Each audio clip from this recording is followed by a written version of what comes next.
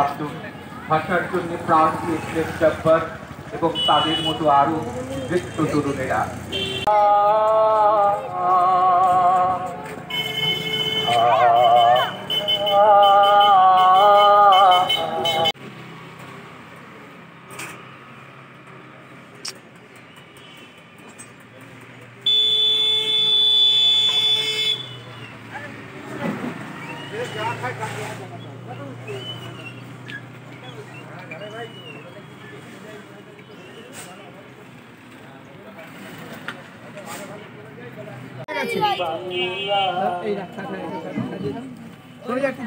আমরা চাই আমাদের মাতৃভাষা বাংলা গৌরবান্বিত হোক।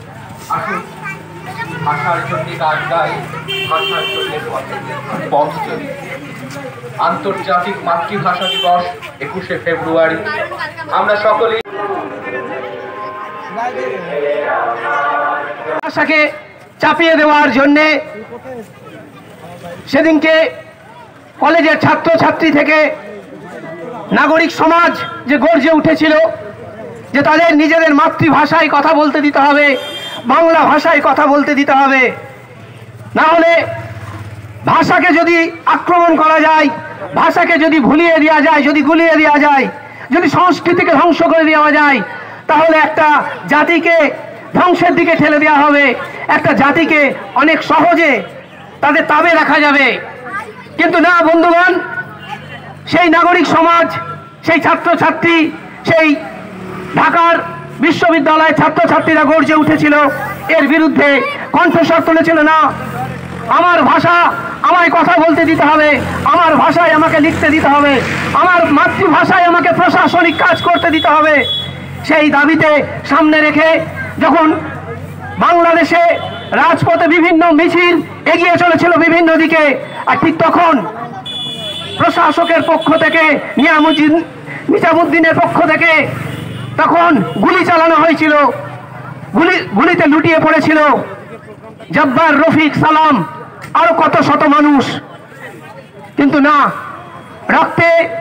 রক্তের বন্যা বইয়ে গেলেও ভাষাকে দমিয়ে রাখা যায়নি। ভাষায় গর্জে উঠেছিল, সেই ভাষায় মা বলে উঠেছিল। বন্ধুগণ, আমরা চাই যে মাতৃভাষা মানে বাংলা, আমাদের বাংলা ভাষা, শুধু বাংলা ভাষাতেই কথা বলতে হবে তা নয়। ভারতবর্ষের মতো দেশে এত ভাষা, এত ধর্ম, এত বর্ণ, যে যেখানে আছে সেই ভাষায় তাকে কথা বলতে দিতে হবে, সেই ভাষায় তাকে লিখতে দিতে হবে, সেই ভাষায় তাকে প্রশাসনিক কাজ করতে দিতে হবে। এটা আমাদের দাবি।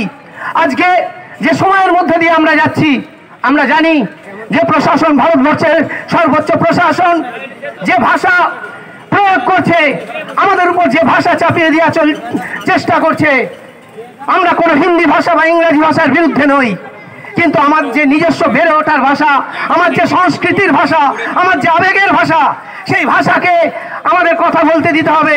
আর সেই প্রভাব আজ থেকে 70 বছর আগে বাংলাদেশে যে ভাষার উপর যে আক্রমণ নেমে এসেছিল, আজকেও কোনো না কোনোভাবে আমাদের পশ্চিমবঙ্গে আমাদের উপর সেই ভাষা নেমে এসছে।